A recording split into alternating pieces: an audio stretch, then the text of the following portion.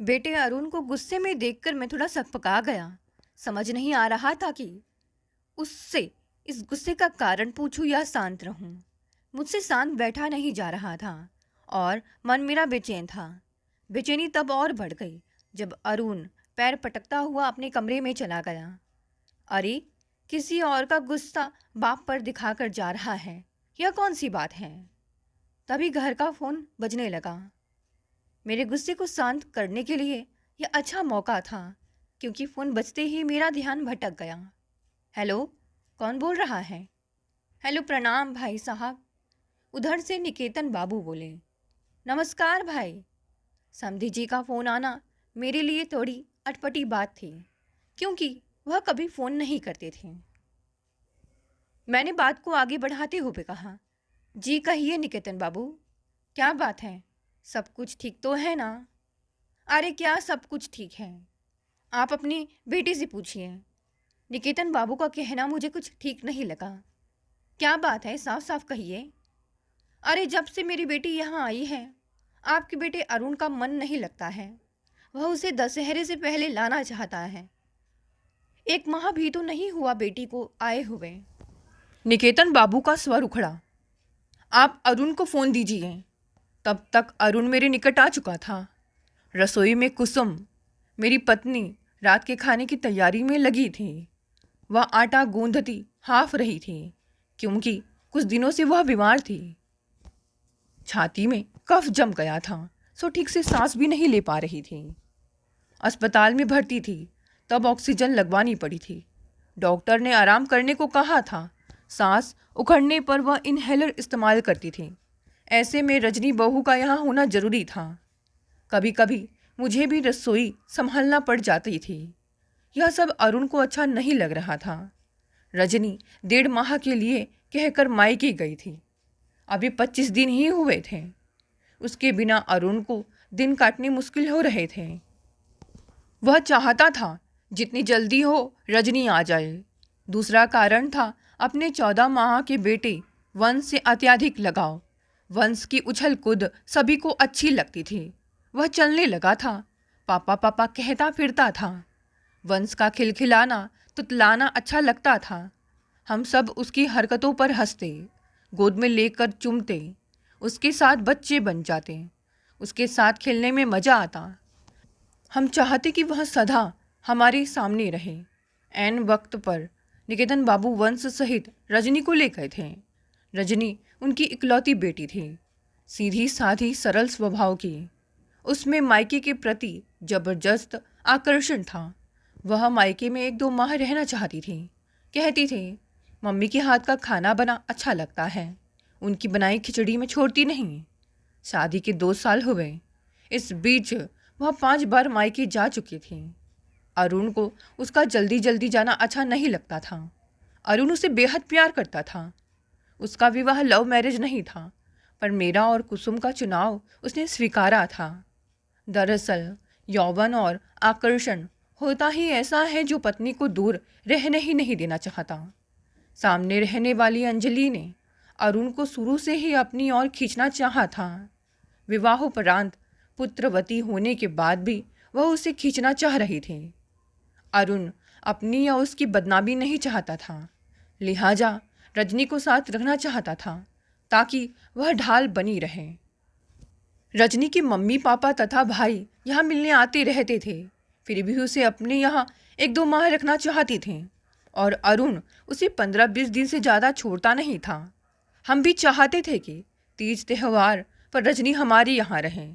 अरुण कहता था, मायके में 1 सप्ताह काफ़ी है, तो कुसुम भी उसका समर्थन करती।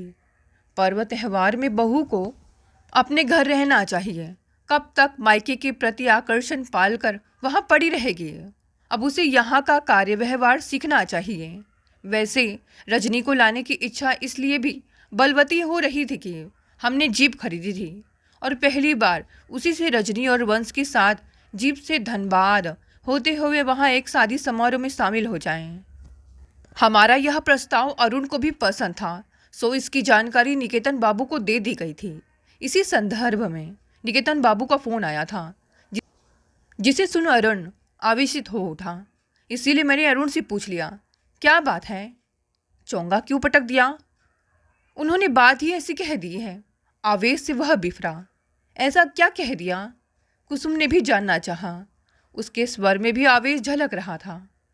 अरुण ने आवेश पर काबू पाते हुए कहा, वे कहते हैं कि क्या हरदम आपकी ही चलेगी? रजनी मेरी प्यारी बेटी है, मैंने उसे बेचा नहीं है, बाद में आइए। ऐसा कह दिया? कुसुम क्रोध से भड़क उठी। हमने या अरुण ने कब अपनी चलाई है? लड़के वाले होकर भी उन पर तो कभी रौब ही नहीं गाठा। रजनी उनकी प्यारी बेटी है तो क्या अरुण हमारा प्यारा बेटा नहीं है? उन्होंने बेटी बेचने का नाम क्यों लिया? क्या उन्होंने अरुण को खरीदा है जो अपनी बात मनवाना चाहते हैं? क्या दामाद से ऐसी बातें की जाती हैं? अरुण के चोंगा पटकते वक्त की बात मुझे याद आई जो उसने आवेश में कही थी। आपको अपनी बेटी प्यारी है तो मुझे मेरा बेटा वंश प्यारा है। मुझे भी ये बातें सालती रहती है कि निकेतन बाबू ने ऐसा क्यों कह दिया, जबकि हमने तो उन पर अपना रौब कभी नहीं गाठा। वे तो सीधे साधे व्यक्ति हैं। जब बुलाया आए हैं। कहीं कमलेश जी ने उन्हें हमारे खिलाफ बरगलाया तो नहीं? कमलेश जी बात की खाल निकाला करते हैं, अपने प्रवचन से लोगों का दिमाग फेरते रहते हैं। अब कमलेश जी के प्रति कुछ आशंकाएं मेरे दिमाग में करवटें लेने लगी। कमलेश जी अपनी बेटी को उसकी ससुराल जाने नहीं देते, ब्यूटिशियन बनाकर मायके में ही रखा है। तो क्या निकेतन बाबू भी? नहीं, उन्होंने संबंध पक्का और मीठा बनाने में अब तक सहयोग दिया है। वंश के जन्म पर सपरिवार आए थे, वैसे और कई बार आकर 4-6 दिन भी रह गए थे। उनकी बातों का हम मंथन करने लगे। जब भी लंच या डिनर पर साथ बैठते हम चर्चा छेड़ बैठते। मेरी पत्नी कुसुम कहती, हमने तो कभी उन्हें नहीं दबाया, उल्टे वही हमारा सीधापन देखकर अपनी मर्जी चलाते रहे हैं। तभी अरुण कुढ़ जाता, माँ तुम्हारा और बाबूजी का प्यार पाकर ही रजनी आलसी बनी रहती है। बाबूजी तो हर दम उसका पक्ष लेकर हमें धिक्कारते डांटते रहते हैं। उसे अपना स्नेह दिखाकर सिद्ध करना चाहते हैं कि एक ससुर अपनी बहू को बहुत मानता है। रजनी तो कभी इनका सिर भी नहीं दबाती, बेशक ये कराहते रहें। वह ऊंचा नहीं बोलती, इसी पर बाबूजी खुश रहते हैं। इस पर मैं कहता, इस जिंदगी में किसी को क्या डांटना क्या बोलना। घर में वंश को लेकर हम 5 ही तो हैं, प्यार से मिलकर रहना है। मगर एक दिन बेटा अरुण आवेश में बोला, मेरे ससुर जी आपकी सीधापन का ही फायदा उठाने लगे हैं। फ़ोन पर अब बढ़ चढ़ कर बोल रहे हैं। उनके यहाँ फ़ोन होता तो न जाने रोज़ क्या क्या बोलते हैं। एसटीडी बूथ पर रुपए लगेंगे सो हमें ही फ़ोन करना पड़ता है। यही हाल रहा तो एक दिन वे लोग मुझे ही अलग रहने को कह देंगे। अरुण की बात पर कुसुम बिगड़ उठी, तुम अलग होने की नहीं सोचोगे अरुण, तुम क्या किसी के भड़काने से भड़कोगे? बीवी बच्चे को लेकर तुम और लड़कों की तरह माँ बाप से अलग रह सकते हो क्या? बेटा तुम ही तो हमारे एक हो, तुम क्या सह सकोगी कि वंश बड़ा होकर तुमसे अलग रहे? तुम्हारे लिए हमने लाखों जमा करके रखे हैं, जीप बस खरीद दी है, तुम्हें एक तरह से मालिक बनाया है, पूंजी निवेश करके, किसी का नौकर नहीं बनने दिया है। माँ, अरुण बिफरा था, मैं विनोद चाचा के लड़के की तरह अलग रहने की नहीं सोच सकता। तुम्हें बेहोशी का दौरा जल्दी आता है, दिल की मरीज हूँ। मैं तुम्हें मारना नहीं चाहता, पर मैं ऐसा कुछ होने भी नहीं देना चाहता कि मेरे ससुराल पक्ष से तुम्हें या बाबूजी को दुख पहुँचे। हाँ, मैं रजनी को खोना भी नहीं चाहता और ना ही वंश को। एक दिन हम बालकनी में बैठकर चाय की चुस्कियाँ ले रहे थे, तभी अरुण ने आशंका जताई, कहीं ऐसा तो नहीं कि रजनी के माता पिता उसे अब वंश सहित हमारे यहाँ भेजना ही नहीं चाहते?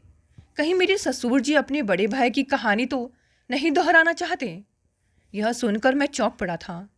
मुझे याद आया कि निकेतन बाबू के बड़े भैया किसी विवाद के कारण अपनी विवाहिता बेटी को उसके ससुराल नहीं जाने देते। दामाद ले जाना चाहता है, पर उनकी बेटी उन्हीं की बातों में आकर मायके में पड़ी रहती है। उसका भी 5 साल का एक बेटा है। तभी मैंने लरजते हुए कहा, नहीं, ऐसा नहीं होना चाहिए। उन्हें बाबूजी, उन पर अपने मित्र कमलेश जी और बड़े भाई का प्रभाव तो नहीं पड़ सकता है। अरुण गुर्राया। कुसुम के चेहरे पर भी भय व्याप्त हो गया। हमने महसूस किया कि अरुण के अंदर भी एक भय व्याप्त हो रहा है कि कहीं रजनी वंश को लेकर मायके में ही रहने की ना सोचे। दूसरे दिन संध्या बेला को रजनी का आवेश भरा फोन आया।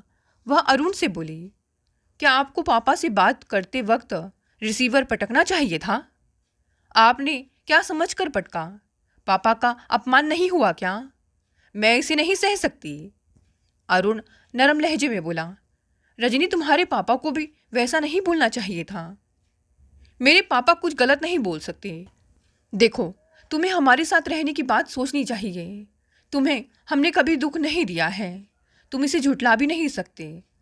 हम पर कोई आरोप थोपना गलत होगा। आप 24 को आइए। क्या अकेला?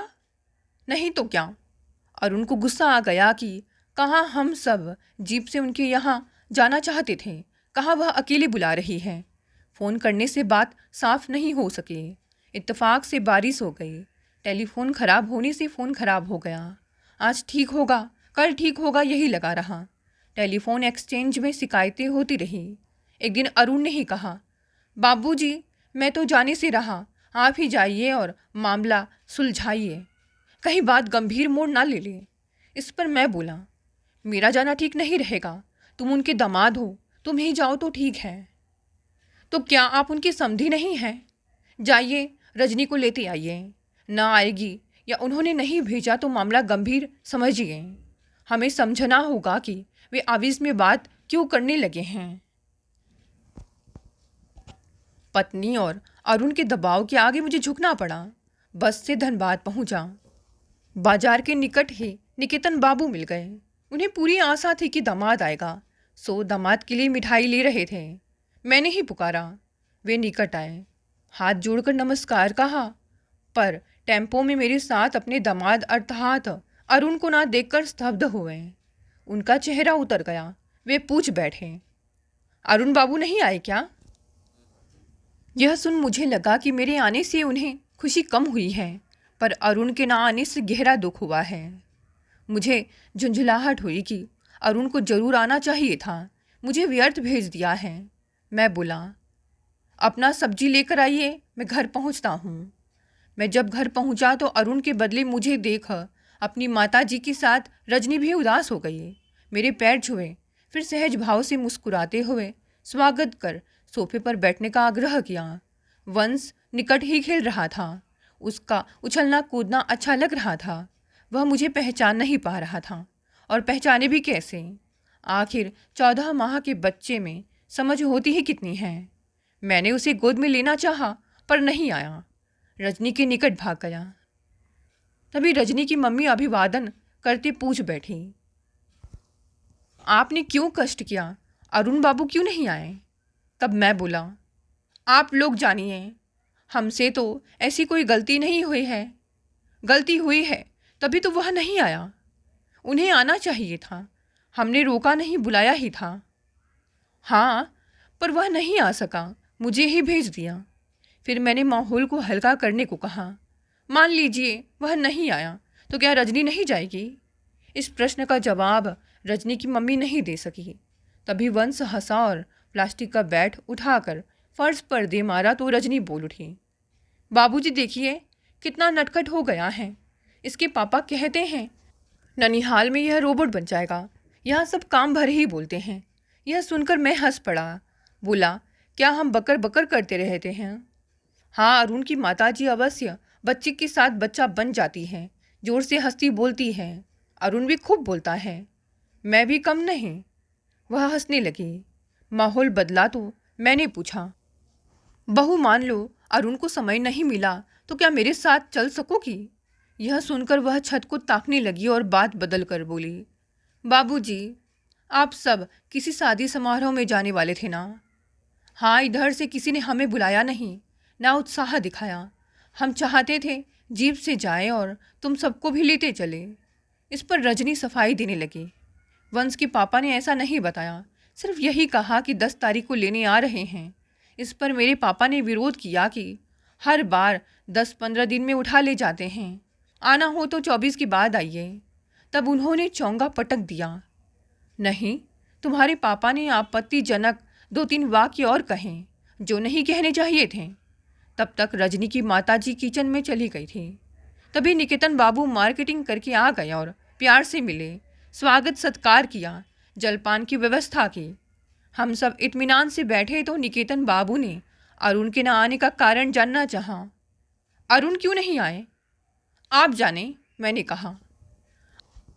आपने शायद फ़ोन पर कुछ कड़े वाक्य कह दिए थे। नहीं, हो सकता है अरुण मेरी बातों को सही रूप में नहीं ले सके। बाहर से उखड़े मूड में तो नहीं आए थे। आपने शायद यह कहा कि हरदम आपकी ही नहीं चलेगी। हमने बेटी ब्याही है, बेची नहीं है। नहीं, मेरे कहने का तात्पर्य। उनका स्वर धीमा हो लड़खड़ा गया। पिछली बार रजनी थोड़े दिनों के लिए आई थी तो अरुण जल्दी ले गए। अब भी ले जाना चाहते हैं। रजनी 1-2 माह रहे तो क्या हर्ज है? मैंने उन्हें लपेटा। लगता है आपके बोलने का ढंग ही कुछ गलत था जो अरुण को पसंद नहीं आया।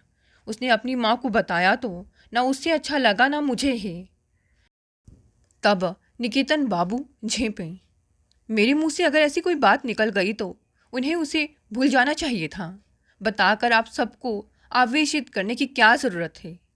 उनकी गोल मटोल बातें मुझे आवेशित कर बैठे।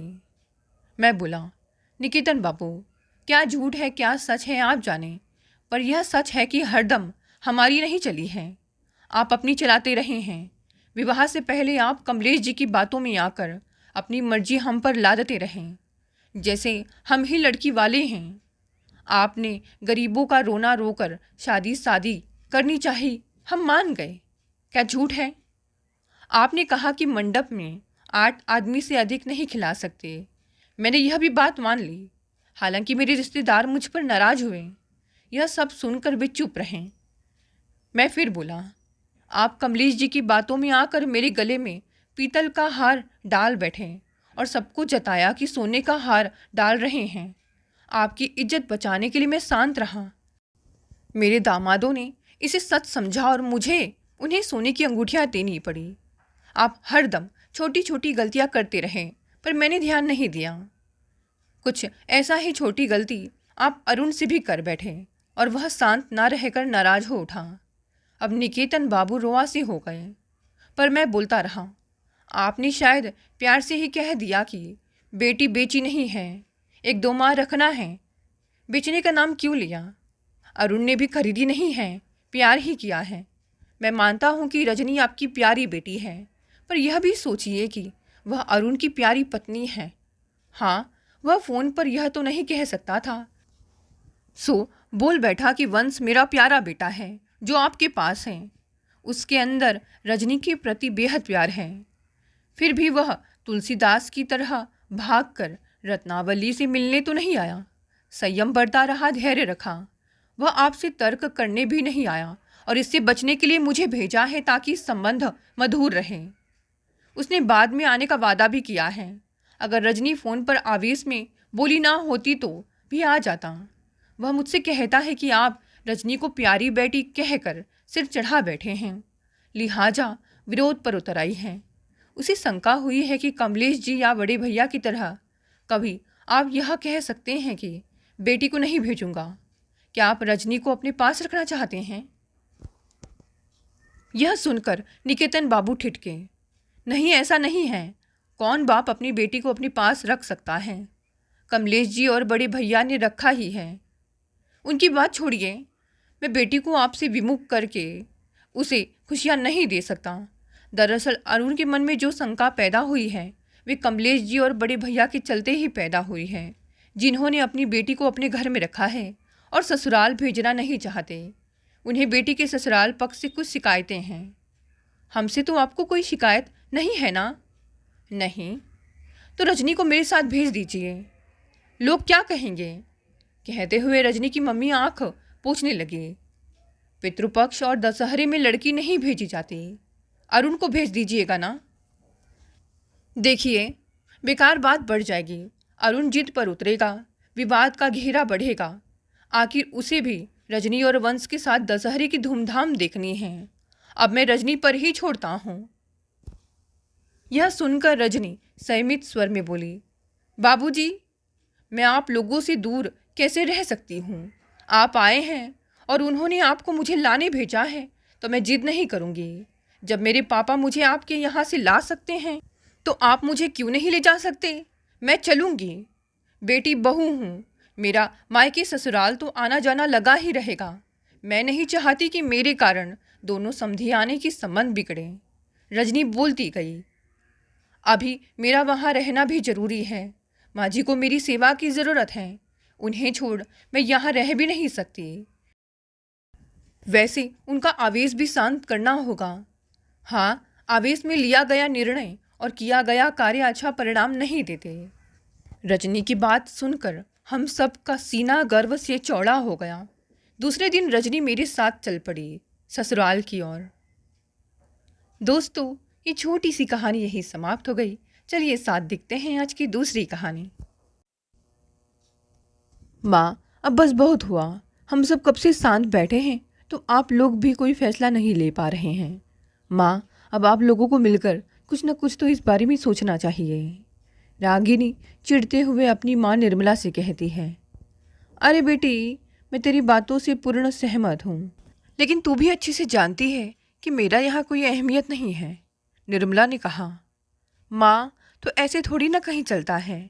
अब आप अपने लिए नहीं बोलेंगी तो कैसे चलेगा? अरे रागिनी, तू कहाँ की बात कहाँ लेकर चली गई? अरे रागिनी, अब तुझे कैसे समझाऊं कि यह बात जो तू कह रही है ना, यह बात एकदम अलग है। मुझे नहीं लगता तेरे पापा कभी इस बात के लिए राजी होंगे। तो आप पापा को समझाइए ना। आखिर कब तक? हम भी तो कभी अच्छी ज़िंदगी जी लें। मम्मी, अब मुझे शर्म आती है। लोग क्या सोचते होंगे हमारे बारे में?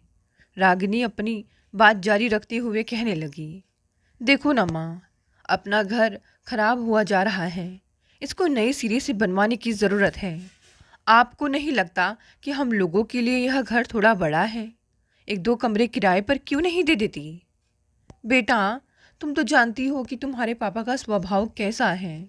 उनके गुस्से को देखकर भला कोई एक दिन भी यहाँ रह सकता है क्या? तो घर बेच क्यों नहीं देते?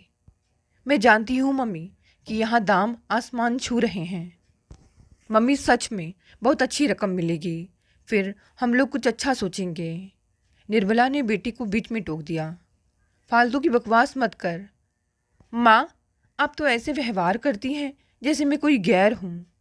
माँ, मुझे भी जीवन का तजुर्बा है। हाँ हाँ, पता है कितना तजुर्बा साथ लिए घूम रही हो। देख रागिनी, यह घर तुम्हारे पिता की दिन रात की मेहनत का फल है। जीते जी तो हम इसे बेचने के बारे में सोच भी नहीं सकते। रागिनी माता पिता की बड़ी बेटी थी। 20 साल बीत चुके थे उसकी शादी को और 6 वर्ष पूर्व ही पति का देहांत हुआ। माँ बाप ने कभी बड़ी बेटी को अकेला महसूस नहीं होने दिया। रागिनी के दोनों बच्चों को उसके माँ बाप ने दिल्ली के बड़े कॉलेज में भेजा था। दोनों का पूरा खर्चा भी वही उठा रहे थे। 45 वर्षीय रागिनी के लिए जीवन अब उसके बच्चों के आगे पीछे ही घूमता था। अपने मम्मी पापा के लिए तो वह एक आदर्श बेटी थी। उनकी मर्जी से शादी की, हमेशा उनके लिए श्रद्धावान रही। घर में बेटे की कमी भी अब वह पूरी कर रही थी। दूसरी बेटी दामिनी थी, रागिनी से बिल्कुल अलग। अजय से शादी भी उसने मम्मी पापा के खिलाफ जाकर की थी। यही वजह थी कि मम्मी पापा उसे अपने बुढ़ापे की लाठी नहीं समझते थे और उससे किनारा करके रखते थे। दामिनी के पति एक प्राइवेट कंपनी में नौकरी करते थे। दामिनी भी उसी कंपनी में थे। दोनों की महीने की तनख्वाह मिलाकर अच्छी खासी थी। बेटे वरुण का दाखिला भी मेडिकल कॉलेज में हो गया था। जीवन में कोई कमी नहीं थी। उसके पास उसका पति था, नौजवान बेटा था। बहुत बड़ा ना सही, पर खुद का घर था। उसने कभी माता पिता के आगे हाथ नहीं फैलाए थे। बड़ी बहन रागिनी से भी उसके रिश्ते कुछ खास नहीं थे। हाँ, उसके पति की मौत पर दामिनी को कुछ दुख तो हुआ था। बहन को कंधा देना भी चाहा था, पर उसके पास इतने लोगों का सहारा था कि दामिनी अपने आप को पराया महसूस कर दूर ही रही।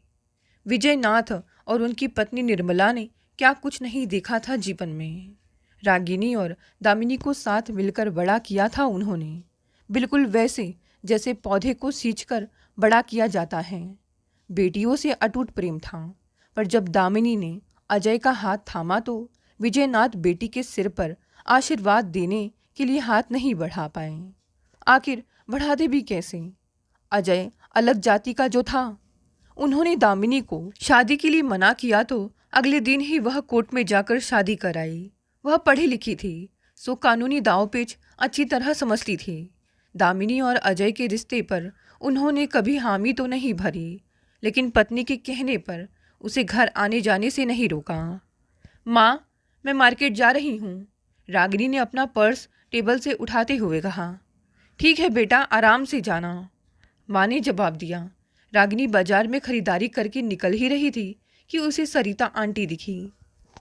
नमस्ते सरिता आंटी, बहुत दिनों बाद दिखी, रागिनी ने सरिता आंटी की ओर देखते हुए कहा। अरे रागिनी, कैसी हो बेटा? सरिता आंटी ने पूछा। मैं बिल्कुल ठीक हूँ, आप बताइए। रोसाली कैसी है? वह तो मुंबई में है बेटा, पति से तलाक हो गया था, बच्चों के साथ वहीं बस गई है, अब कमा रही है और खा रही है। अच्छा, यह तो बहुत अच्छा है। हाँ, अब हर कोई तो अपने माँ बाप के ऊपर बैठकर खाएगा नहीं ना, सरिता आंटी ने ताना कसते हुए जवाब दिया। रागिनी बात के कटाक्ष को समझ गई थी, वह छोटा सा मुंह लेकर रह गई। कुछ देर बाद रागिनी घर तो आ गई, पर मन मस्तिष्क अभी भी सरिता आंटी की बातों पर ही था। रात भर यहाँ से वहाँ करवट बदलती रही। अब हर कोई तो अपने माँ बाप के ऊपर बैठकर खाएगा नहीं, सरिता आंटी की यह बात बार बार उसके दिमाग में दौड़ रही थी। उसकी वहनियों में रक्त की जगह पीड़ा दौड़ रही थी। उसके सामने उसके 2 बच्चे थे, उसे उनके लिए कुछ करना था। पापा अगले महीने रिटायर हो जाएंगे। उसके खुद के बैंक अकाउंट में भी 5,000 रुपये से ज़्यादा की रकम नहीं थी, लेकिन पापा के अकाउंट में 3 लाख रुपए थे। वो कुछ महीने ही चलेंगे, उसके बाद क्या? ससुराल में तो कोई ऐसा समधी भी नहीं जो उसे या उसके बच्चों को सहारा दे। मम्मी पापा की ज़िंदगी अब बची ही कितनी है। रागिनी के सामने पूरा भविष्य था। अगले दिन रागिनी ने दोनों बच्चों को अपने पास बैठाया और अपने मन का हाल उनसे कह डाला। तीनों घंटों तक इसी विषय पर चर्चा करते रहे। उन्होंने कुछ योजना बनाई थी, पर वह क्या थी और उसके क्या परिणाम होने वाले थे, इसकी विजयनाथ और उनकी पत्नी ने कभी कल्पना भी नहीं की थी। पापा, ज़रा इन कागज़ों पर दस्तखत तो कर दीजिए। किस चीज़ के कागजात हैं बेटा? मेरा चश्मा तो ले आओ। पापा, अदिति की कॉलेज में एफिडेविट जमा करना है, उसी के पेपर हैं, वह कॉलेज के लिए लेट हो रही है, आप थोड़ा जल्दी कर दे तो अच्छा होगा। अच्छा ठीक है, बताओ कहाँ करने हैं? यहाँ, रागिनी ने खाली स्थान की तरफ इशारा करते हुए कहा। पापा के दस्तखत कराकर रागिनी अपने कमरे की तरफ लौटी। काम हो गया माँ? विवेक ने पूछा। हाँ हो गया, मैं आज ही डीलर से घर बेचने की बात कराऊंगी। महीने के आखिरी तक तो घर बिक ही जाएगा, इसके बाद प्लान के दूसरे भाग की बारी आएगी, रागिनी ने मुस्कुराते हुए कहा। रागिनी बिना संकोच किए पापा से एफिडेविट के नाम पर पावर ऑफ अटॉर्नी के पेपर पर दस्तखत करा लाई थी। अब बस उसे डीलर से मिलकर घर बेचने की बात करनी थी। 1 हफ्ता ही हुआ था कि डीलर ने एक बहुत अच्छी डील के बारे में रागिनी को फ़ोन किया। हेलो, रागिनी ने फ़ोन उठाते हुए कहा। हेलो रागिनी जी, मैं बोल रहा हूँ, वह आपके घर के लिए बहुत अच्छी पार्टी मिल गई है, कब लाऊं उन्हें घर दिखाने? जी आप उन्हें कल आने के लिए कह दीजिए, रागिनी ने झिझकते हुए कहा। अच्छा अच्छा, जैसा आपको ठीक लगे। रागिनी नीचे माँ के कमरे में गई। माँ, जरा सुनो। हाँ क्या हुआ? माँ ने जवाब दिया। माँ, वो मैं सोच रही थी कि सरोज आंटी ने पोते के जन्मदिन के लिए बुलाया है, तो आप और पापा वहाँ क्यों नहीं हो आते? थोड़ा अच्छा भी महसूस होगा। हाँ मैं भी यही सोच रही थी, कल तुम्हारे पापा की छुट्टी भी है, बड़े दिन हो गए सरोज के घर भी नहीं गए, इसी बहाने 1-2 लोगों से मिलना मिलाना भी हो जाएगा। अगले दिन घड़ी में 4 बजे तो 2 ही मिनट बाद दरवाजे की घंटी बजी। रागिनी ने दरवाजा खोला। डीलर के साथ एक महिला और एक पुरुष थे। जी नमस्ते, मैं रागिनी हूँ और ये मेरे 2 बच्चे हैं, विवेक और अदिति। रागिनी जी, ये मिस्टर अरुण जी और इनकी पत्नी निकिता हैं। बड़े ही इज्जतदार लोग हैं। आप बिल्कुल सही हाथों में अपना घर देने जा रही हैं। अरे पहले घर तो पसंद आने दीजिए, विवेक ने आगे बढ़कर कहा। भाई आएगा क्यों नहीं, इतनी बड़ा है, नज़र रखो तो लगता है नज़र ना लग जाए। अदिति झट से बोल पड़ी। हाँ, लेकिन दीवारें पुरानी होती मालूम पड़ती हैं। रहने से पहले काफ़ी काम की ज़रूरत है, अरुण जी ने कहा। हाँ, पर आपको कौन सा यहाँ अभी रहना है? अगले साल रहना शुरू करेंगे ना आप, अपना सुभाष नगर का घर बेचकर। तो तब तक करवा लीजिएगा घर की रिपेयरिंग, डीलर ने कहा। अरुण जी और निकिता ने घर की अच्छी तरह जांच पड़ताल की। फिर सभी लोग हॉल में आकर बैठ गए और घर के विषय पर चर्चा करने लगे। रागिनी जी, घर तो आपके माता पिता का है, वे दोनों कहाँ हैं? वे यह घर बेचना क्यों चाहते हैं? अरुण जी ने पूछा। जी, वे जरूरी काम से बाहर गए हैं। घर बेचना इसीलिए चाहते हैं क्योंकि वे मेरे दोनों बच्चों को उनकी आगे की पढ़ाई के लिए दूसरे शहर भेजना चाहते हैं। इनसे बहुत प्यार है उन्हें। पापा वैसे भी अब रिटायर होने वाले हैं और माँ की दिमागी हालत कुछ ठीक नहीं है। दोनों 4 महीने बाद मेरी दूर की मौसी के घर पटना रहने चले जाएंगे। रागिनी एक सांस में ऐसे बोल पड़ी जैसे रट्टू तोता बोलता है। और आप? निकिता ने पूछा। मुझ विधवा का क्या है, मैं तो बस पड़ी रहूंगी एक कोने में, रागिनी ने उत्तर दिया। बात पक्की हो गई। घर खाली करने के लिए अरुण जी और निकिता की तरफ से कोई जल्दी नहीं थी, लेकिन घर की कीमत मिल जाने के बाद रागिनी और उसके परिवार को उस घर में रहने के लिए किराया देना होगा। यह उनका प्रस्ताव था। किराए की रकम 24,000 थी, जिसके लिए रागिनी ने हामी भर भी दी। 1 महीना बीत चुका था।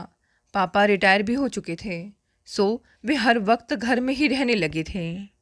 एक दिन विवेक कॉलेज से घर वापस लौटा तो उसके चेहरे पर ज़रूरत से ज़्यादा खुशी थी। आखिर होती भी क्यों ना, अभी अभी डीलर के यहाँ से चेक जो लेकर आया है। अब रागिनी के प्लान का दूसरा भाग शुरू होना था। मम्मी पापा, मैं आपसे कुछ बात करना चाहती हूँ। हाँ कहो रागिनी, माँ ने उत्तर दिया। वो विवेक और अदिति का कॉलेज ख़त्म हो गया है, तो उनकी आगे की पढ़ाई के लिए मैं सोच रही थी कि इन दोनों को चंडीगढ़ भेज दूँ और मैं भी कुछ दिन इनके साथ ही रह आऊँ। आखिर आपको भी तो लगता होगा कैसी बोझ सी पड़ी रहती हूँ मैं घर पर। हाँ, आपसे इनकी फीस के लिए थोड़े पैसे मिल जाते तो मुश्किल आसान हो जाती। कहते हुए रागिनी की आंखें भर आई। रागिनी, हमारे लिए तुम बोझ नहीं हो, हमारी बेटी हो। तुम्हें जो चाहिए, जितने पैसे चाहिए, खुशी से ले लो।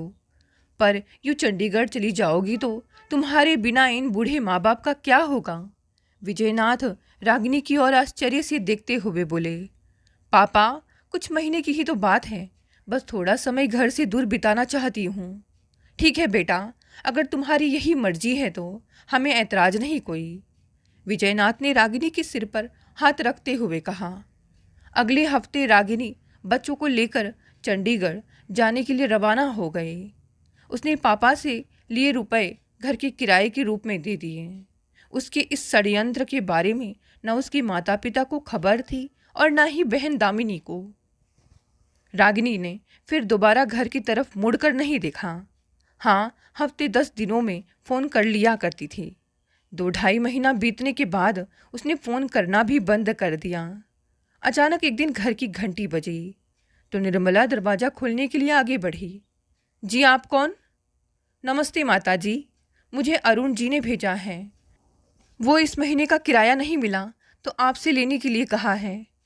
अरे बेटा, आप गलत जगह आ गए हैं, यह हमारा घर है, हम किराएदार नहीं हैं। माता जी, विजयनाथ जी यहीं रहते हैं ना? हाँ रहते तो हैं, तो किराया क्यों नहीं देती? देखिए, मेरे पास आपसे बहस करने का वक्त नहीं है, दरवाजे पर खड़े शख्स ने भिन्ना कर कहा।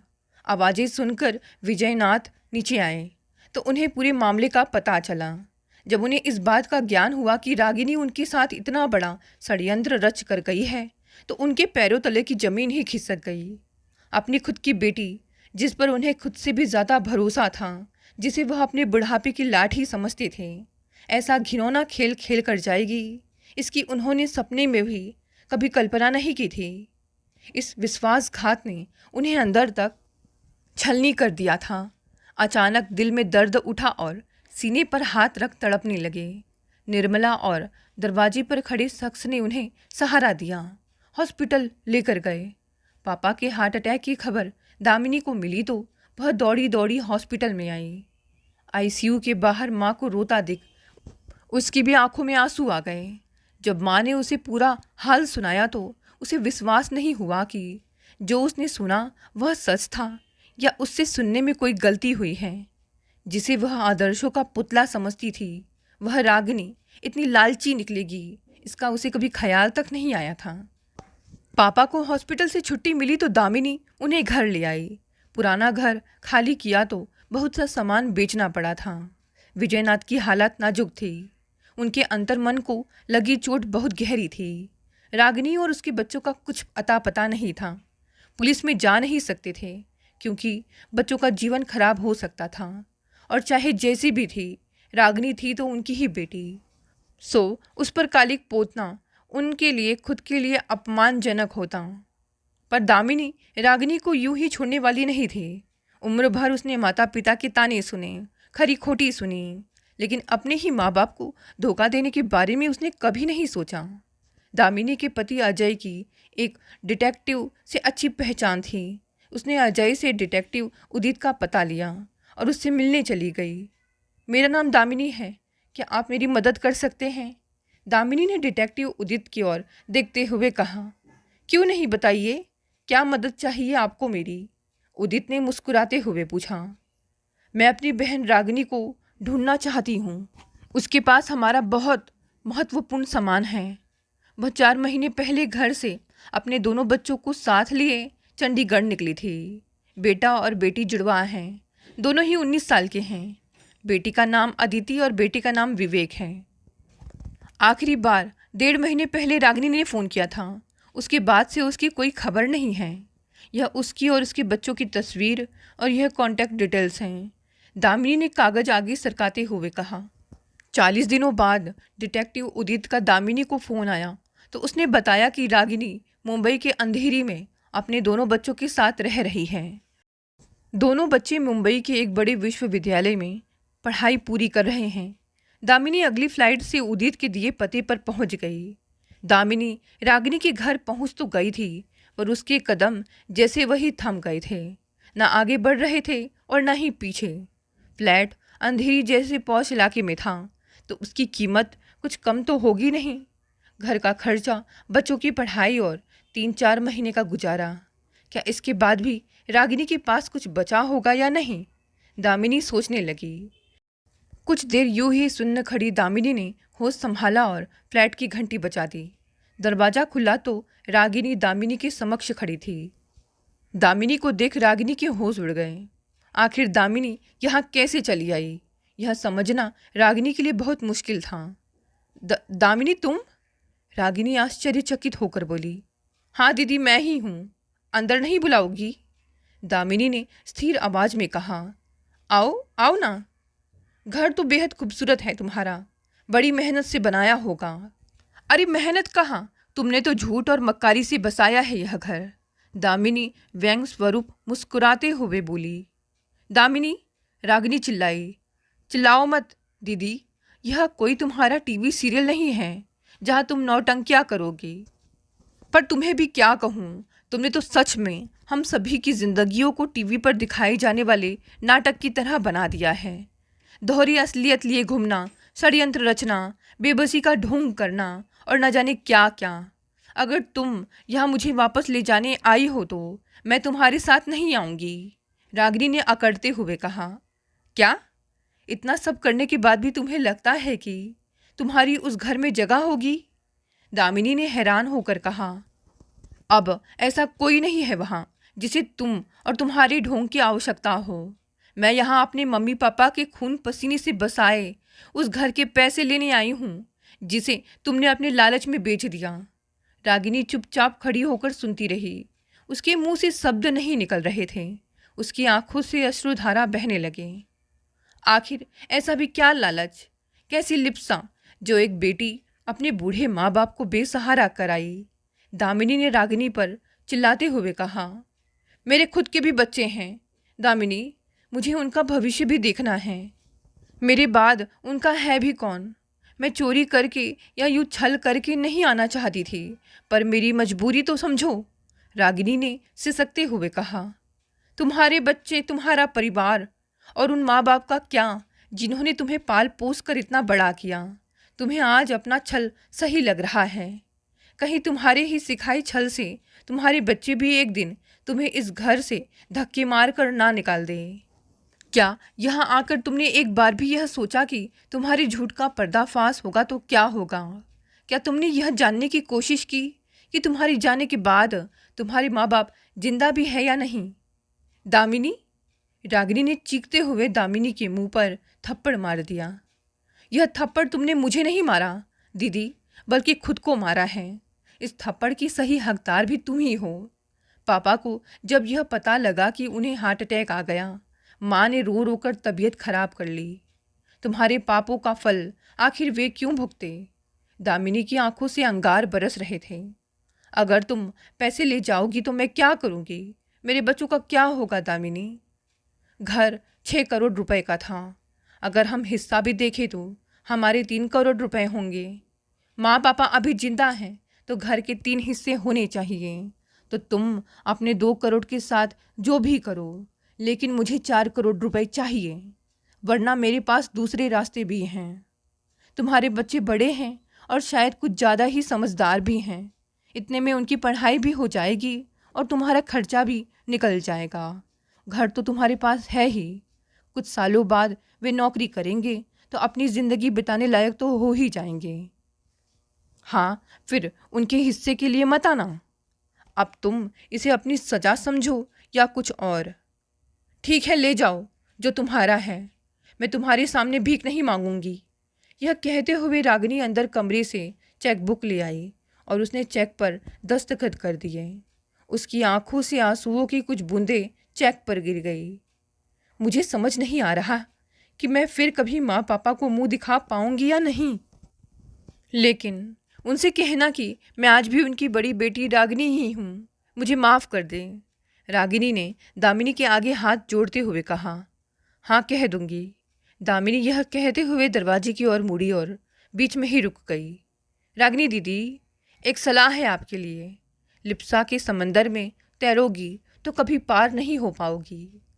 शांत रागिनी एकटक दामिनी को जाते हुए देख रही थी। लालच में अंधी उसने यह तक नहीं सोचा कि माता पिता के संरक्षण में रहती तो जिंदगी आसानी से कट जाती। पिता तो उसका खर्च उठा ही रहे थे। पैसों की उनके पास कोई कमी नहीं थी। अच्छा खासा रिटायरमेंट वह पा चुके थे। हर महीने पेंशन भी मिलती थी। उन्होंने कभी अपनी रागिनी और उनके बच्चों को पराया नहीं समझा और ना ही कभी बोझ समझा। रही बात मकान के हिस्से की, तो एक समय में उसको आधा हिस्सा जरूर मिलता, लेकिन लालच ने उसे अंधा बना दिया। उसके पास पछताने का भी हक नहीं है। आज उसके साथ बच्चों के सिवा कोई नहीं है। दोस्तों, ये कहानी यहीं समाप्त हो गई। कहानी पसंद आई तो इसे लाइक और शेयर करें। नए हैं तो चैनल को भी सब्सक्राइब कर लें।